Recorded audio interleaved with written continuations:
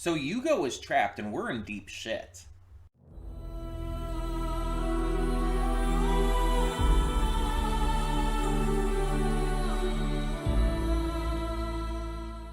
Hey everyone, welcome to Princess of Gay. I'm your host Connie, and today we are here with my blind reaction to Season 4, Episode 9 of Wakfu.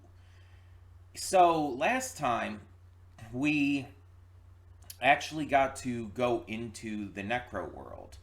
Our heroes went through the portal to check it out, but unfortunately the portal closed behind them, leaving them trapped there.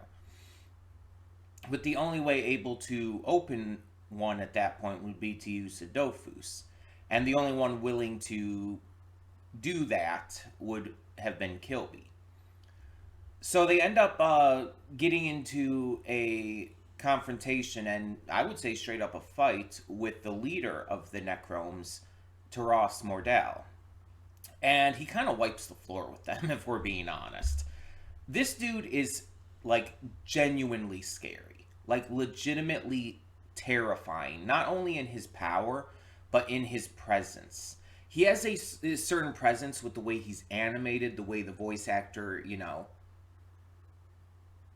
voice acts, and the way that he even just looks in general, of course.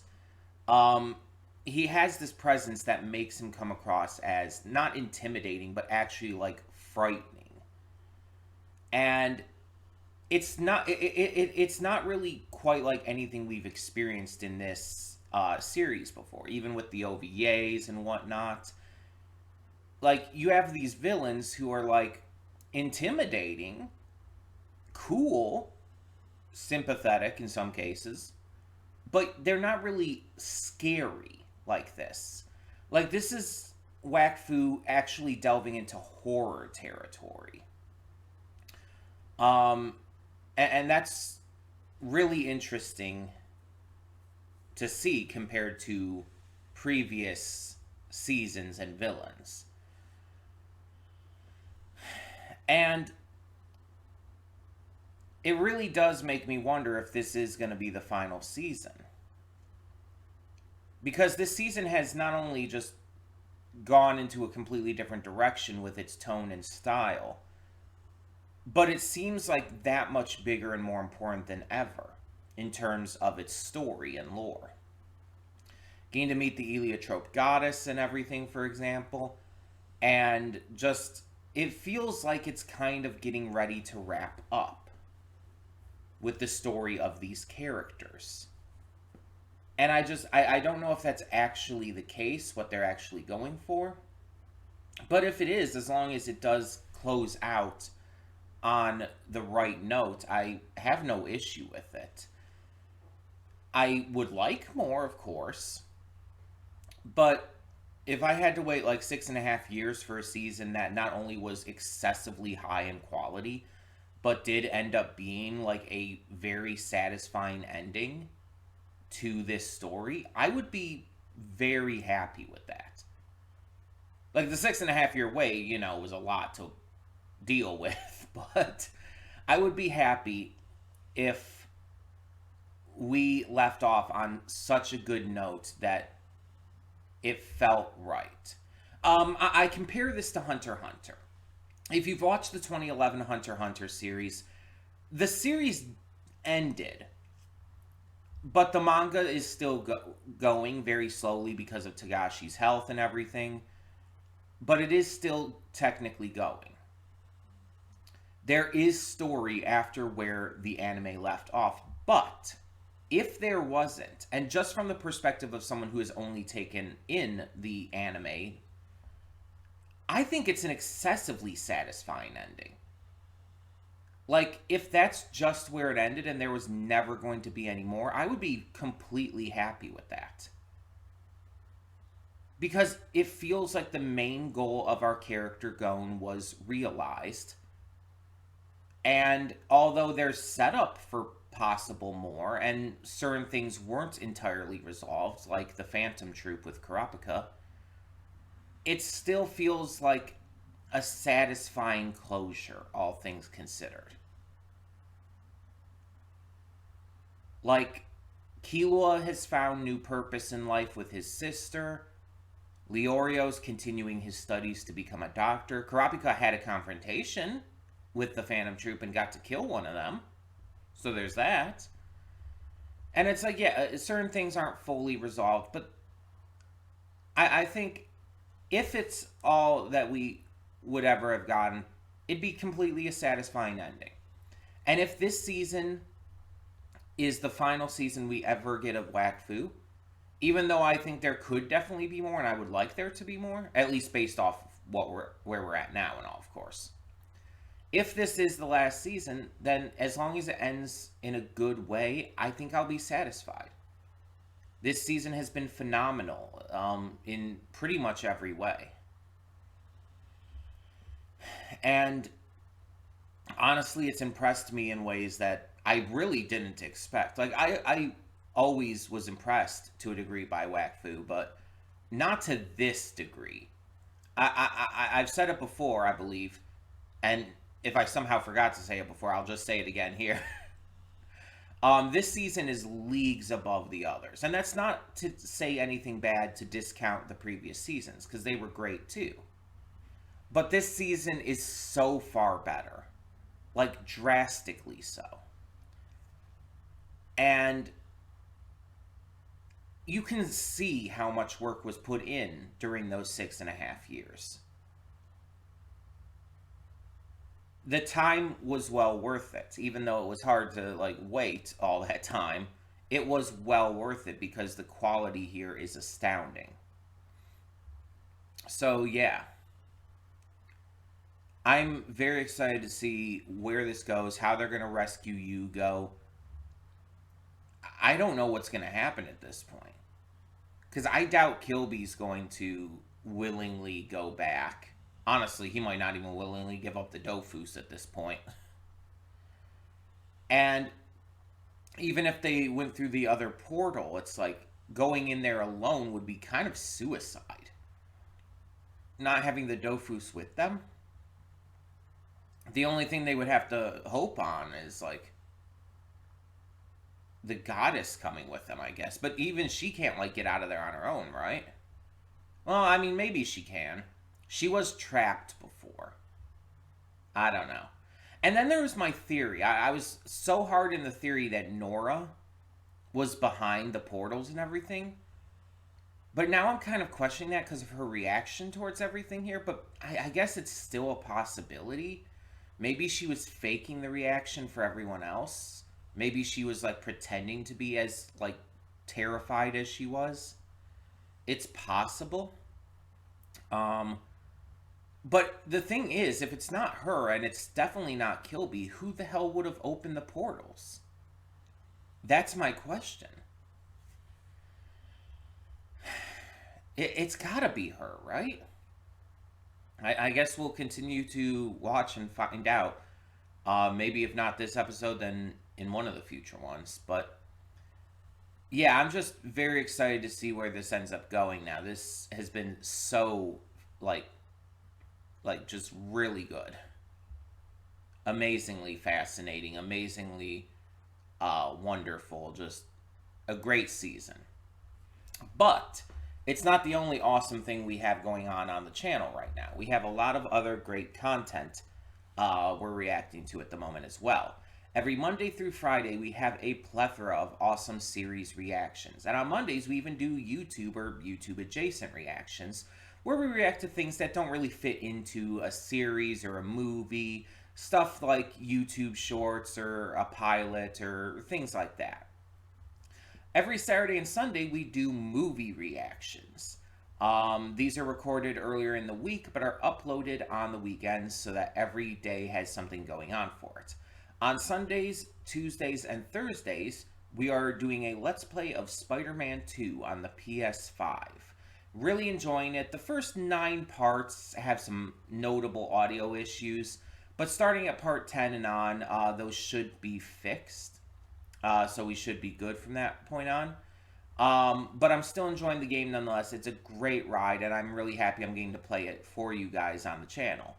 And starting this week on Saturdays, we will have Anno Mutationem.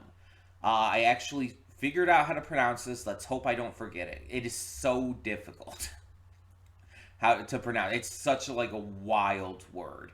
But Anno Mutationum is a donation reward game. Let's play. Yeah.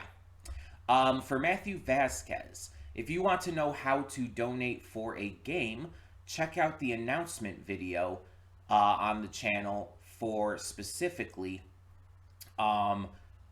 PS5 game reward months. There's a video specifically on that. Check it out. It'll tell you all the details. It's a new system we have going on, and I think it's going to be a fun idea. I think it could lead to some really interesting stuff. But all of that being said, I think it's time we get on to the episode. So, when the screen fades to black, pause this redirect and go to the description below.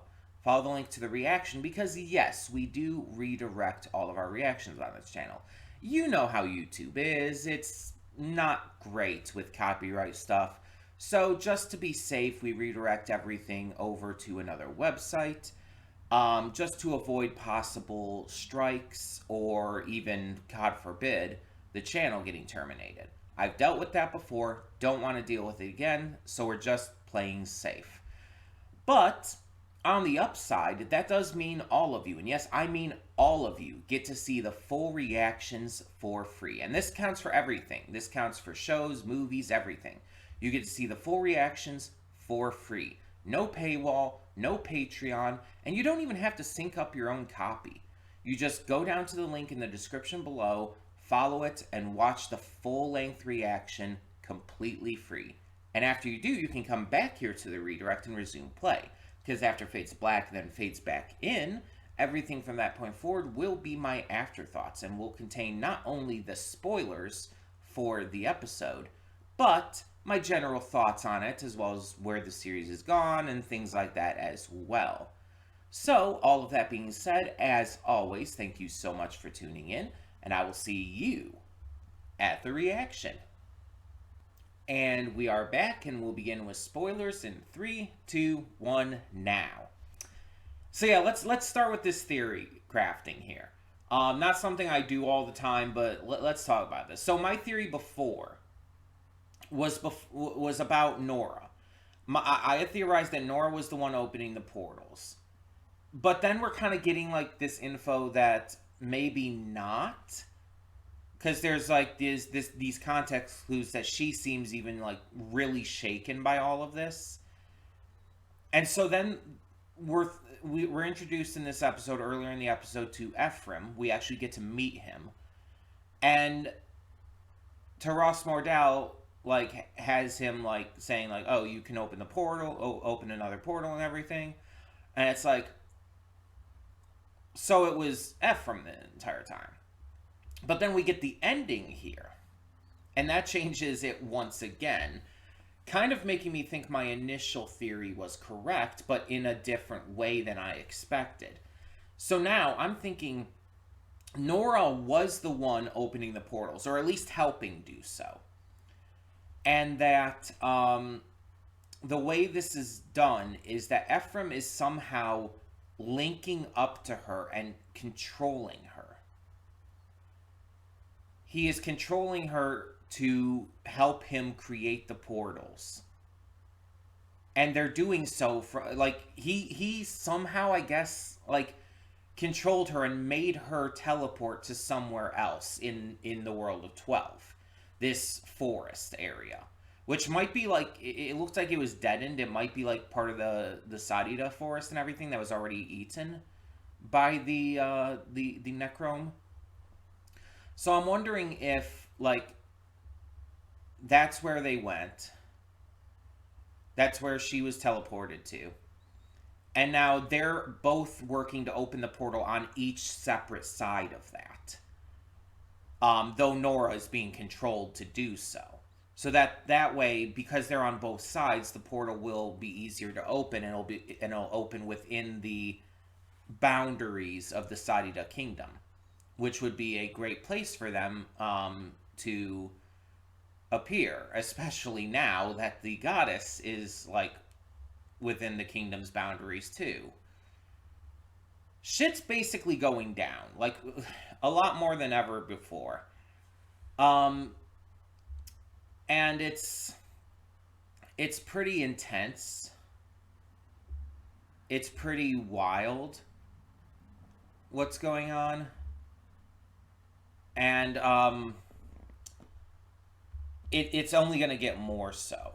In this episode, we also get to see Yugo's adult form. Now, we know Yugo is an adult, but he's always been, shorter and, hasn't really physically aged.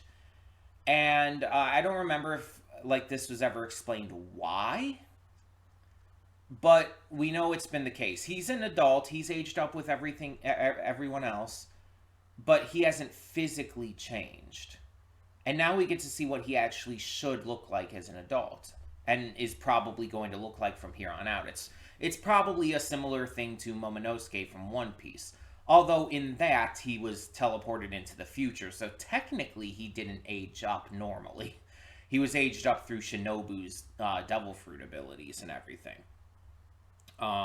He wouldn't normally be an adult unless he had stayed in his time normally. But we get to see his discussions with Oripo, and we get kind of full confirmation that they're just all in his head. That it's like, I wouldn't really fully say trauma that's causing it, but more along the lines of, oh, shit's gone bad. Everything that happened with that was so intense and hard to deal with. And because of that, he hasn't really known how to process all of that trauma, all of that pain, all of that confusion.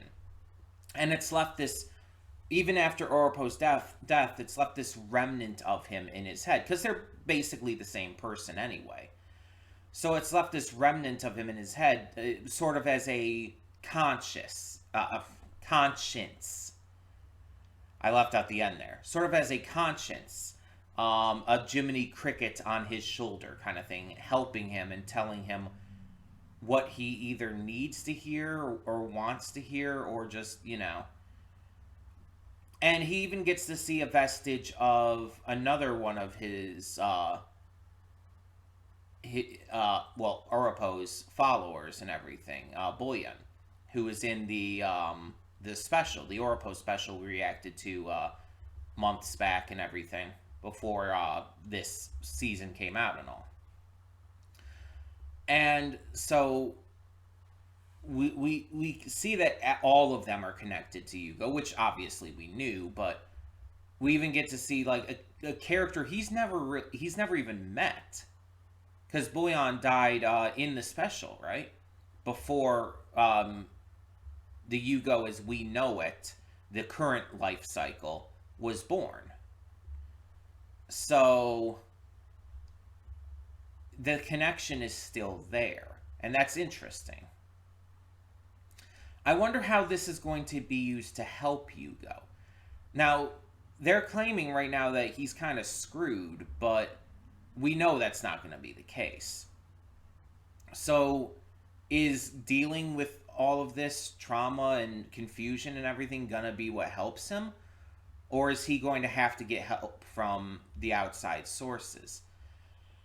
His mother's basically unwilling to do shit at this point. She's, basically abandoning him as lost, and is basically saying, oh, well, we have to abandon the world to 12. Let's go.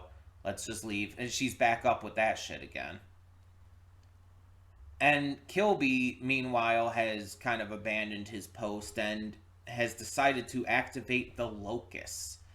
So the Locust is this robot we've seen a couple times up to now that seems to be, kind of guarding things, but kind of not. And we didn't really know what its goal and purpose is. And we don't get a huge view on that here, though we do see some flashes of, I guess, story when Qilby first tries touching it, grabbing the orb. Basically when he activates it. from what we can tell, it's like this ancient or even possibly primordial machine. And according to Nora, like, they don't even know anything. Like, her and their mother and everything, they don't even know what the deal with this thing is. They just know that it's immensely powerful, and activating it is a bad idea, which is why they end up fleeing to the Sadida kingdom after. But Qilby activates it because he wants to try and get the orb inside it for its power, because, you know, Qilby is deranged and power hungry. Which, to be fair, isn't entirely his fault, but at the same time, it's like, dude, just stop. But he's not gonna stop, and he continues to try to go after this orb, and it almost looks like the locusts at the end there, like, lets him try.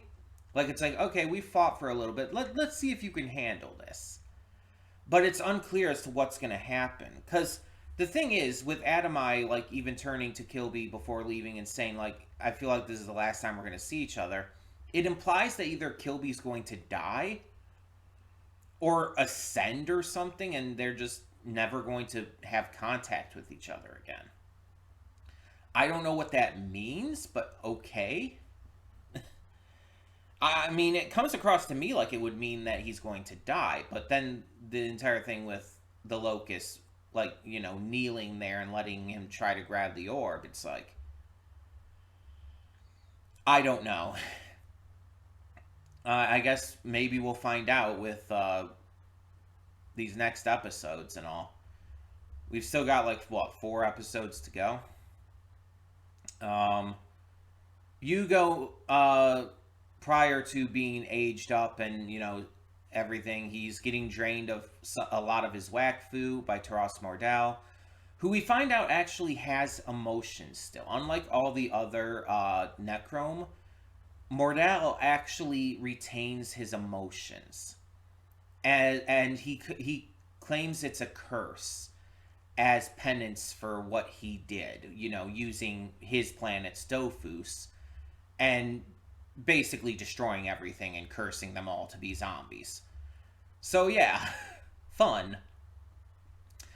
But it shows that he still has emotion and that he's, as he says himself, he's not happy to be doing this. He takes no pleasure, no joy in feeding on people. Unlike the other Necrome, who don't really have any emotion towards it whatsoever, they're apathetic as hell, he seems to actually feel a little bit of sorrow about it. He seems to be upset by it. And the only reason he's doing it is because he does need to feed his people. He still has a sense of loyalty and duty to them. And he very much does not want to be doing this, but he feels like he has no choice. Like, he needs to do this so that they can survive and, you know, have something. So it's crazy to think that he's not like this heartless, apathetic creature like his followers are. He actually understands fully the gravity of what he's doing, and it seems to bother him.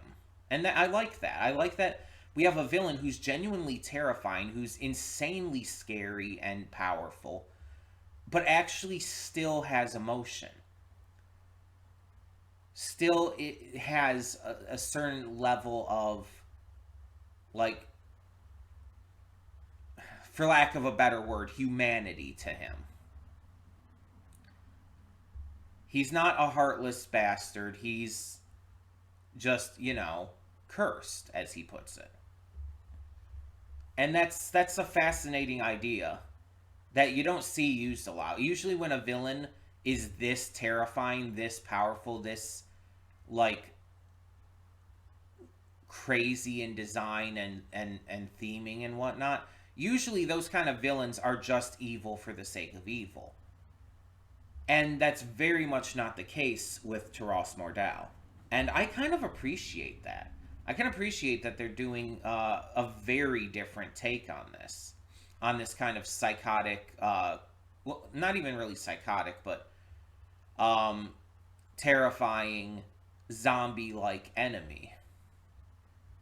Instead of making him just pure evil or even just apathetic, he's a person.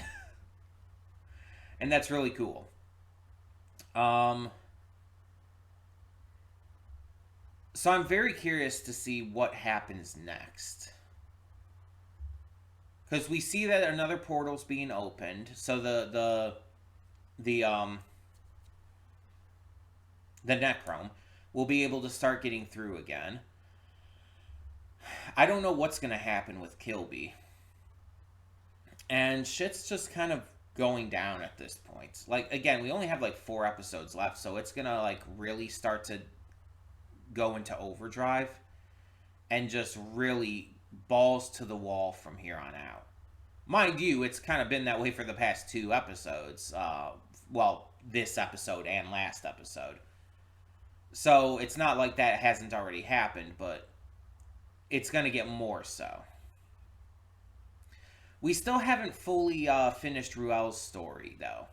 He's still on the trail of his wife, you know, continuing to be a miserly old asshole. So that's got to be concluded.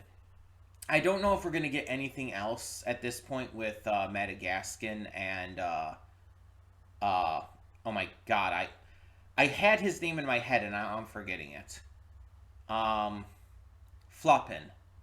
I don't know if we're going to get anything else with them. I think that's kind of like set sail at this point for the time being. And if we do get another season, they might delve into that more. And then I'm wondering, like, are we going to have to bring the entire Brotherhood of the Tofu back together? Because right now, everyone's completely separate. Like, Ava and Tristapin and Ruel, they have no fucking clue what's going on. Like, they have no clue what's going on. I don't think any of them even know about the Necrome. Like, I think Az might, because the Necrome were kind of in that area for a brief moment. But at the very least, Ruel has no clue. And Ava and Tristapin and them have no clue. So I wonder if they're going to have to really start coming into play in the end here, or if they're really not going to be a major factor this season at all. Like, they had their own little story going on, but so far, like, and we're 9 episodes into the season, they have really not been a factor outside of their own little stories. Like, we've had Amalia continue to be a major character, a major player, but the others have kind of taken a back seat, if we're being honest. Ava and Tristapin have had their own B plot, but that's all it's been, a B plot with their family and stuff. And Madagascan, well, he is part of the family, but still. All of that was a B plot. It hasn't actually come into play with anything else. Ruel's thing is even less, like a C or D plot. It's just on a very rare occasions we see him hunting down his wife, and it hasn't really amounted to anything in connection to the main story right now. And so it's wild to see how much things have been changing from where they used to be. This season is very different. And like I said, it's very much, in terms of just general quality across the board, better. And I don't know how to feel about that. The fact that it's better across the board, yet focuses so much less on our full main cast. It's very much dialed back towards just Hugo and Amalia and the people around them. Adamai, I guess, counts too, yes. But, like, again, Tristapin and Ava and their family, Ruel, they're kind of out of the loop for all of this. So, it's kind of like mixed feelings, because it's like, I want them to have more to do, But is it better when they're not having more to do? I don't know. I don't know. It's like I don't think it has to do with that. In all honesty, I think it's just a coincidence. Um, but yeah, I'm very interested to see how this goes and if the Brotherhood will reunite at the end here. Because if they found out Yugo was trapped in this other world, they would absolutely jump to help, like without hesitation. But they would need to find out. That's the big caveat there. And obviously, for any of these questions I'm having, as always, no spoilers. I wish to remain spoiler free. If there's something I missed or something that's like not explained in the series or whatnot, that's like explained in games or other material, you can tell me that. But yeah, no actual spoilers for what's to come in the actual series itself. Um, but yeah, I guess for now, just as a reminder, we do have a lot of other great content on the channel. Monday through Friday, we have a plethora of awesome reactions to various series. On Mondays, we do YouTube or YouTube adjacent reactions, basically anything that doesn't quite fit into a series or a movie reaction. Those are counted for the YouTube slot on Mondays. On Saturdays and Sundays, we do movie reactions. They're recorded earlier in the week, but uploaded on the weekend so that every day has something going on for it. On Sundays, Tuesdays, and Thursdays, we have a Let's Play of Spider-Man 2 for the PS5. Really enjoying it. The first 9 parts have some audio issues, but luckily it seems like we're getting past that with episode or parts 10 and on, so we should all be good. And either way, the game is still very enjoyable, a lot of fun to get through. Really been enjoying this Let's Play of it.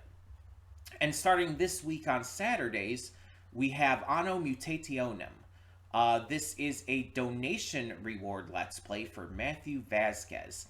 If you want to know more about these kinds of donation rewards, how to donate specifically for me to do a PS5 Let's Play, check out the announcement video for PS5 Game Reward Months. The video was posted like a couple days before this video was posted. And if you just search up on the channel PS5 video or PS5 Game Reward Months, you should find it easily. It's just a announcement video talking about all the details on how to do that. So yeah. In the meantime, thank you all, as always, so much for tuning in. Like I said, no spoilers, but if you have any thoughts, leave them down below. And for now, I'm Connie, and I'm signing off. See you all next time.